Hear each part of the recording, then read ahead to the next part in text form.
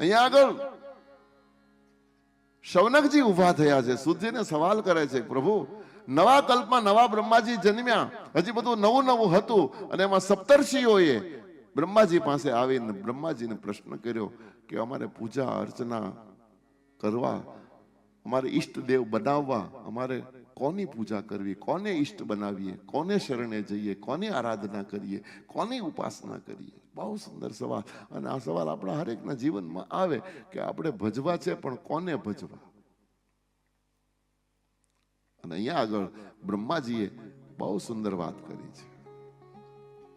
હે સપ્તર્ષિઓ, કહ પુમાન સર્વતત પુરાણ પરતઃ પર સર્વ કારણ કારણમ ત્વમ હિ.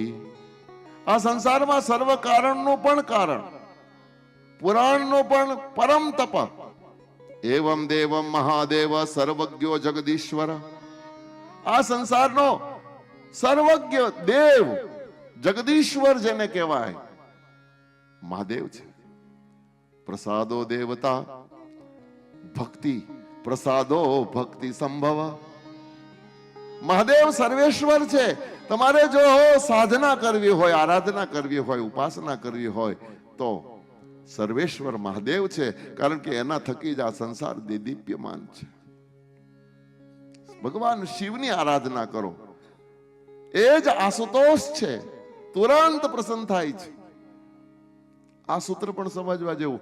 બીજા બધા દેવોને તમારે પ્રસન્ન કરવા માટે બહુ બધી વાર લાગે, બહુ બધી વસ્તુ જોવે, પણ શંકરની પૂજામાં તમારે કોઈ વસ્તુની જરૂર ન પડે. અને ભગવાન મહાદેવની પાસે પાછી વારે નહીં.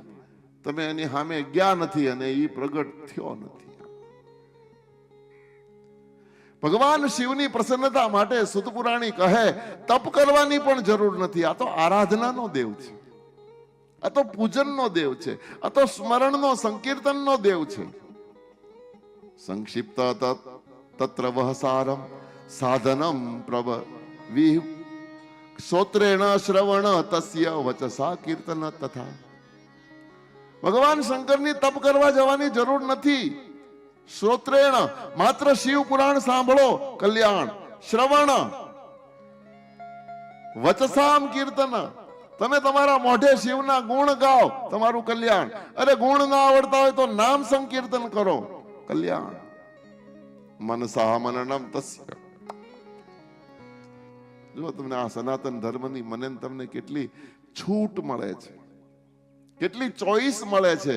તમને જેમાં રુચિ હોય, ધ્યાનમાં રુચિ હોય તો બીજું કાંઈ કરવાનું નહીં. મનથી ધ્યાન કરો, ભગવાન મળશે. ધ્યાનમાં નથી લાગતું, સ્મરણમાં ખૂણામાં બેસીને માળા પકડીને જપો. જપમાં ચિત્ત નથી ચોંટતો, સંકીર્તન કરો, જોર જોરથી ભગવાનના નામનું ઉચ્ચારણ કરો.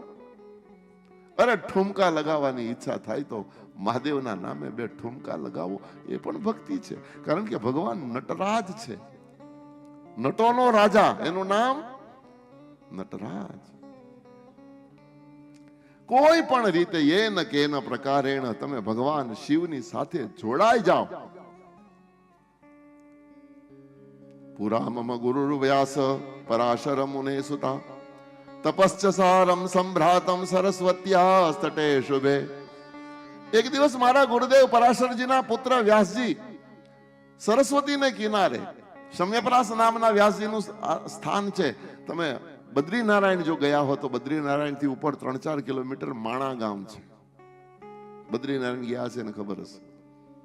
હું હમણાં જ પ્રભુ કૃપાથી ગયા ભાદરવામાં હરિદ્વારથી કથા શરૂ કરી, 4 ધામમાં કથા કરી, 150 ભક્તો સાથે 10 વાહનો લઈ અને હરિદ્વારથી કથાનો આરંભ કર્યો. ગંગાને ઉલટી ચડાવી, બદ્રીનારાયણમાં જઈને કથાને પૂર્ણાહુતિ કરી અને પછી વ્યાસાશ્રમમાં, વ્યાસ ગુફા બાજુમાં જ સરસ્વતીના, ત્યાં સરસ્વતી નદીની ઉત્પત્તિ છે, ભીમશિલા છે અને પાંડવોનો સ્વર્ગારોહણ જવાનો રસ્તો, સ્વર્ગારોહણનો માર્ગ ત્યાં છે.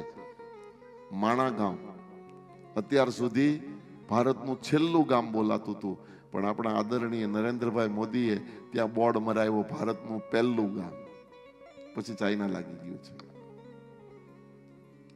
એ પોતાના સ્થાનમાં ભગવાન શિવનું આરાધન કરવા માટે વ્યાસજી બેઠા હતા. અને એમાં સનત કુમારો ત્યાં આવ્યા અને સનત કુમારોએ કીધું કે તમે તપ કરો છો, કોનું કરો છો?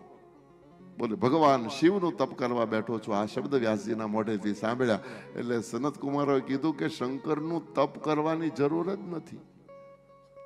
વ્યાસજીએ કીધું કેમ? બોલે શંકર તો પૂજાનો દેવ છે, તમે જઈને એના પર પૂજા કરો. એક પુષ્પમ એક બિલ્લીપત્રમ એક લોટા જલ કી ધાર, કૃપાળુ રીજ કે દેત હૈ ચંદ્ર મૌલી ફલ ચાર. ધર્મ અર્થ કામ અને મોક્ષ આ ચાર ફળ તમને માત્ર એક બિલીપત્ર, એક પુષ્પ, એક લોટા જલ કી ધાર.